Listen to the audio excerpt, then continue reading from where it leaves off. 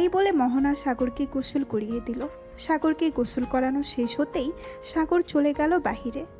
মোহনাও গোসল শেষ করে বাহিরে আসতেই দেখতে পেল সাগর একটা প্যান্ট আর একটা সুন্দর শার্ট পরে চুলে জেল দিয়ে চুলগুলো দাঁড় করিয়ে আয়নার সামনে ভাবসাব নিয়ে দেখতেছে। এটা দেখেই মোহনা বলতে লাগলো, কিরে এভাবে ভাবসাব নিয়ে কোথায় যাওয়া হচ্ছে শুনি? কোথাও যাইতেছি না, এমনিতে একটু ট্রাই করলাম। হি হি হি। মোহনা তোয়ালা পরে ঘরের ভেতরে আসলো। আয়নার সামনে দাঁড়িয়ে তোয়ালাটা খুলে ফেললো আর সাগরকে উদ্দেশ্য করে বলতে লাগলো, সাগর এই দেখ, গতকাল রাতে তুই আমাকে কামড় মেরে দাগ বসিয়ে ফেলেছিস। আমি কিন্তু এ কথা কাউকে বলি নাই। ঠিক আমি যেমন এই কথা কাউকে বলি নাই, তুইও কোনো কথা কাউকে বলবি না। ঠিক আছে, বলবো না। তবে তুমি আমার সাথে এমন করবে না।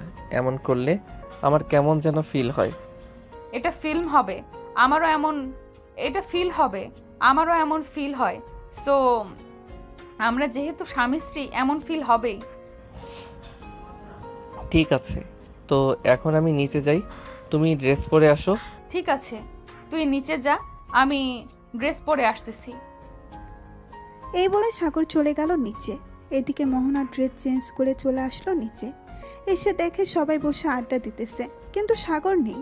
সাগরকে দেখতে না পেয়ে মোহনা কেয়াকে উদ্দেশ্য করে বলতে লাগলো, কি আর সাগর কোথায় গেছে? তাকে দেখতেছি না যে। সে তো এক্ষুনি বেরিয়ে গেল। কেন, তোমাকে বলে যায় নাই কোথায় গেছে? না, আমাকে তো কিছুই বলে নাই। বলেছি যে সে নিচ্ছে যাইতেছে, আমি বলেছি যাও, আমি ড্রেস চেঞ্জ করে আসতেছি। হয়তো ওর বন্ধু ফোন দিয়েছে তাই চলে গেছে। আচ্ছা, সে চলে গেছে তো চলে গেছে, তুমি না হয় এখানে বসো। আসো বসো, তোমার সাথে কিছুক্ষণ গল্প করি। মোহনা সবার সাথে বসে গল্প করতে লাগলো। দেখতে দেখতে বিকাল পেরিয়ে সন্ধ্যা হলো। এদিকে সাগর, আকাশ, রবিন, সাদিয়া, মিতু, লামিয়া সবাই পার্কে বসে আড্ডা দিতেছে। এমন সময় সাদিয়া বলে উঠল, আচ্ছা সাগর, একটা কথা বলতো, তুই যে মোহনা আপুকে বিয়ে করেছিস, মোহনা আপু তোকে আদর করে তো নাকি? আদর করি মানে? রাতের বেলা আমাকে এমনভাবে জড়িয়ে ধরে ঘুমিয়ে থাকে, মনে হয় আমি কোনো বাজ পাখি যে ছেড়ে দিলেই উড়ে যাব। শোন শোন আকাশ, একটু শিখে রাখিস সাগরের কাছ থেকে। সামলে কিন্তু আমাকেও এইভাবে জড়িয়ে ধরে ঘুমাতে হবে তোর। হ্যাঁ শুনতেছি, আমাদের পিচ্চি একটু বেশি রোমান্টিক হয়ে যাইতেছে দিন দিন। কি বলছিস তুই?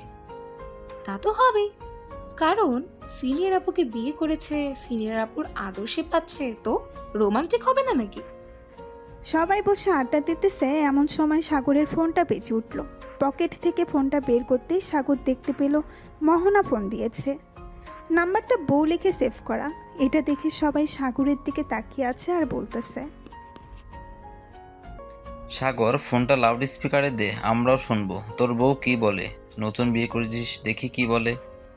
সাগর ফোনটা রিসিভ করে লাউড স্পিকারে দিতেই ওপাশ থেকে মোহনা বলে উঠল, সাগর তুমি কোথায় আছো? এক্ষুনি বাসায় আসো, তোমাকে ছাড়া আমার একটুও ভালো লাগতেছে না। প্লিজ যান, বাসায় আসো। ঠিক আছে, আমি আসতেছি কিছুক্ষণের মধ্যে। এখন ফোন রাখলাম তাহলে। এই বলে সাগর ফোনটা কেটে দিল। এদিকে সবাই সাগরের দিকে হা করে তাকিয়ে আছে। বিয়ে করেছে মাত্র 3 দিন হয়েছে, এই 3 দিনে এত ভালোবাসা?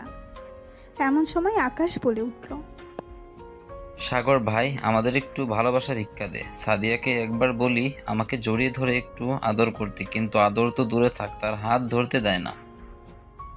তোমাকে হাত ধরতে দিব কেন এখন? তুমি যে লুচ্চা লুচ্চা, তুমি হাত ধরতে বললে আমার নাভিতে হাত ধরতে, আর তাই হাত ধরতে দেই না। যেদিন বিয়ে করবে ওই দিন আমি তোমাকে আমার শরীর স্পর্শ